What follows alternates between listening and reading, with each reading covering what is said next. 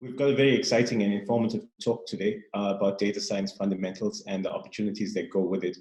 The intention of this talk is to basically break it down and take out the jargon and understand it from in a very approachable way.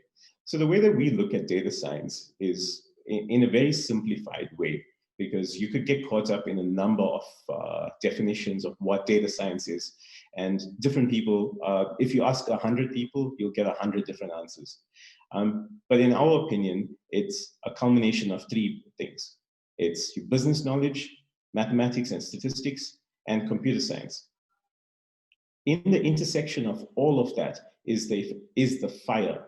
And it's the magic. That's where the magic happens. That's data science. When you intersect business knowledge and maths and statistics, that's your traditional business research. So in the fields of credit and market risk or economics, that's where you would have had your traditional research or theories, market theories being applied in practice. And if you're in the field of banking, you would know that, as an example, credit risk, there's a lot of research that needs to go into that. Research in terms of economics or market trends, and that's the overlapping part there.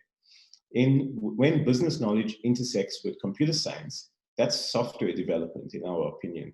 So if you have a great business idea, but you want to actually take it to a market and build an app, that's sort of the intersection point. The intersection between maths and computer science, that's in our opinion, is machine learning. And terms like machine learning and AI get used interchangeably, but it's necessary to understand what are those concepts. Machine learning is when a computer can actually learn from repeated tasks, and there's similar to how a brain would work, and there's different neural paths. Machine learnings work in a similar way, but they apply very sophisticated maths, and they required computer science techniques to make them come to the fore.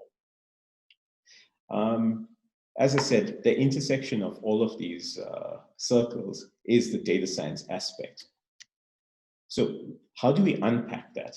And what we've got here is, how do we unpack this fire? Because this is where you really tend to see the real value, but you need to understand what is driving all of this. Now, you have things like I've mentioned before, data engineering, AI, machine learning, software engineering, and maths and statistics.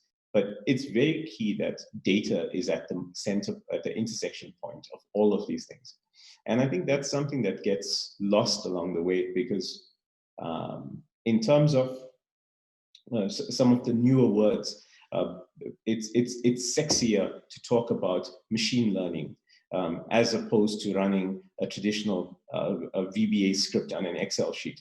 But in most cases, all of that relies on the underlying data. And I don't think that in some cases that we pay enough attention to actually getting the data right. And getting the data correct is not just for a specific project. It needs to be thought of in a way, sort of like a jigsaw puzzle, that you're able to add on pieces at any point in time.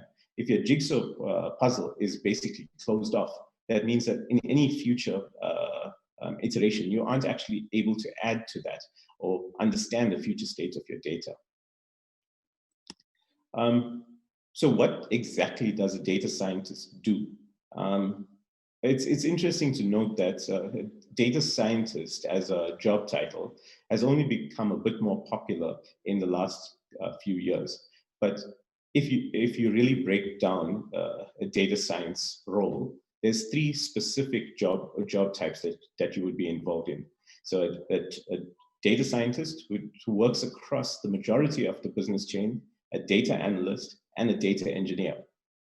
Now, the business headings that we've put down there is business understanding, data understanding, the preparation, modeling, the validation, the deployment, and the communication of these insights.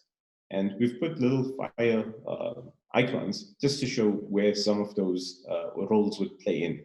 Some of these data science applications, and these are just a few, it's in banking, finance, transport, And some of the more popular ones in industry now, the ones that have been grabbing headlines are self-driving cars.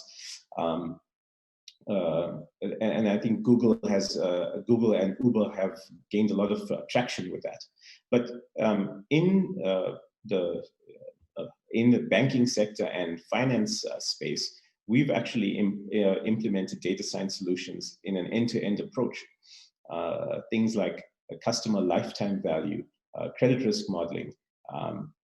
Those are fields that are deeply entrenched with data science. In finance as well, with risk analytics, you're able to find triggers or understand events before they happen by just applying the principles of this. An area that we think is ripe for data science, or as has been proven by Amazon, is that with a lot of data comes the analysis of that, and data becomes valuable almost to the point of being an actual resource or commodity. And with that, they're able to generate vast sums of knowledge, and in the process generate a vast amount of revenue for themselves. I think this slide is extremely important because it shows the timeline and the mushrooming effect of technologies in the data science space. From 2011 up until 2019, you can see that the number of applications that are available is expanding on a daily basis. So where do you actually start?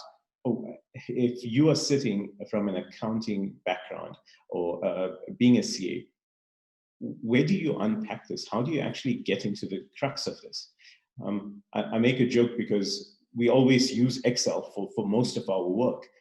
So how do all of these technologies actually affect us? Well, the point here about data science is to understand, again, the circle diagram that we showed at the start. There's business knowledge, there's computer science knowledge, and there's maths and statistic knowledge. And the intersection of that is your data science. In our opinion, it's not necessary to know every one of these programs, but I think it's to understand the problem you're trying to solve and how do you get there. We use the analogy sometimes is that everybody has electricity in their houses. Well, maybe in South Africa that's a problem, but it's not everyone is a trained electrician or an electrical engineer to understand how it's produced. You understand how to use what's given to you. A new accounting services concept. So a big disclaimer, I'm not an accountant, but this talks to where we see some of, with our insight in data science, where we see sort of the industry or where there's a shift that's happening.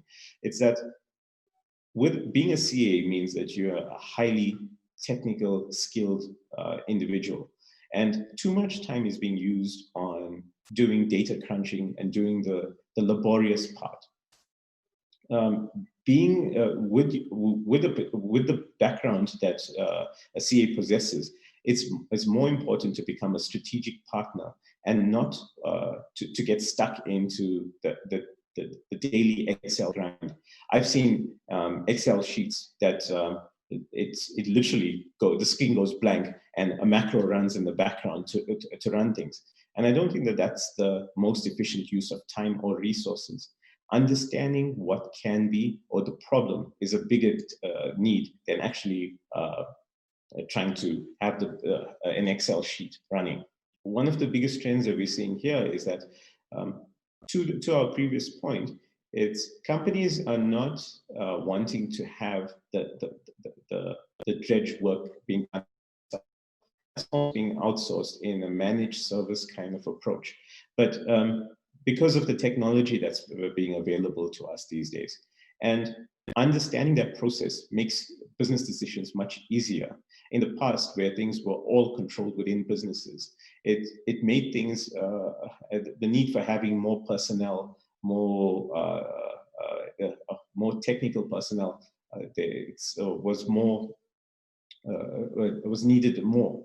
Now, if you could actually use some of the leverage of some of the data science applications to actually make your business a bit more efficient. On a professional or in a company-wide journey, it's important to understand what's available, what's the tools and techniques that you have at your disposal. I'm not taking a dig at a software company, but some softwares cost in excess of 50,000 Rand per license. And that's maybe not necessary for your organization.